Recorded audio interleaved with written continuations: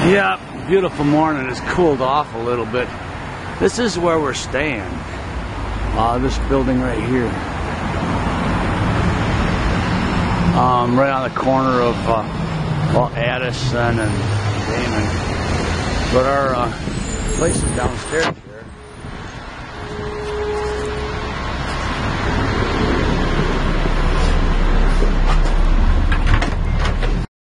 Yeah, you want to switch to the news now? Okay. Yeah, just wondering, because you're local here, why don't you just go ahead and tell us what you know about, like, this related to this Chicago event, this, was a NATO protest event. Well, what they've done, the media has done in the last probably like month leading up to it, is really tried to scare people, telling you know how horrible it's going to be and to stay away from downtown, to avoid downtown.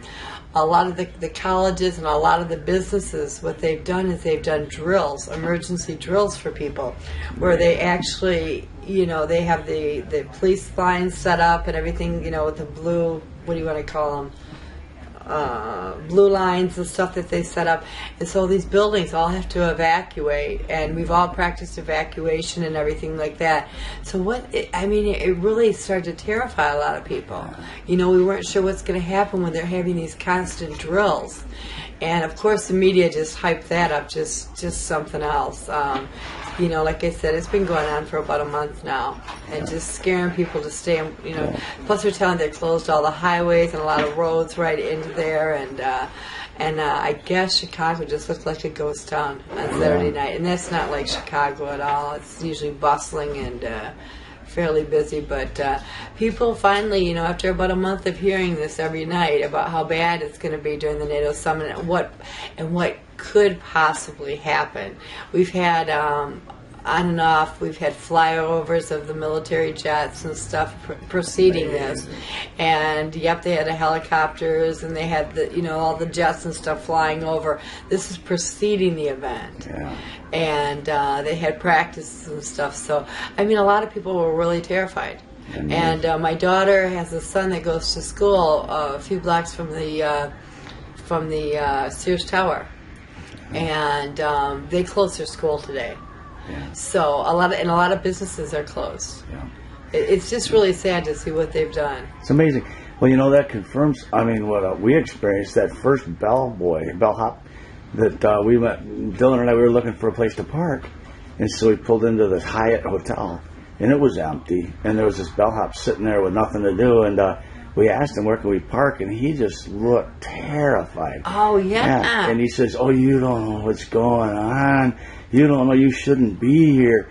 But then he finally did point to a parking ramp, and there was nobody in the parking ramp. Dylan and I, we parked right by the door. We pulled in, and there's you know, the whole place is empty. Well, you can imagine if you have emergency drills going on for a month with all the business and stuff. I mean, people were really worried. You know, we didn't know if there's going to be a bomb they're going to drop on NATO or what. It was just absolutely crazy, and it's all media hyped. It was surreal as hell. Surreal as hell. We're walking around Illinois. We see grandmas and moms and kids, and we see guys in their Bermuda shorts, and then this military with their turtle suits and their armor and the helicopters, plural, with their spotlights and the gunboats all around the rivers and stuff. And it's just incredible. Oh, yeah. And the military, or the cops yesterday were just out of control. They were showing it actually live on WGN TV for a couple hours of it, where they're literally beating people. Just beating them. They didn't do anything. The people weren't doing anything, and they're just beating them down. It was just. I was embarrassed to say I'm, you know, from living in Chicago. Or the USA. The USA. I mean, if that happens here. Yeah. And the Chicago police are known for their. Yeah. I don't know what you want to call them. They're not real popular, but to see what they were doing, and then they had the police chief out there afterwards making a speech, and he's getting all choked up about his fellow officers. And first it was, oh, these 4 officers were hurt so bad, they're hurt. Now this morning, one of the TV stations says they were slightly probably injured. Strained their ankles, or maybe they got. Yeah. Or somebody got hit by one of their friends with baton. They sprained their wrist beating people. Yeah. Oh, it was a mess. And you saw these people that were bleeding, you know, from the head, and it was, wow.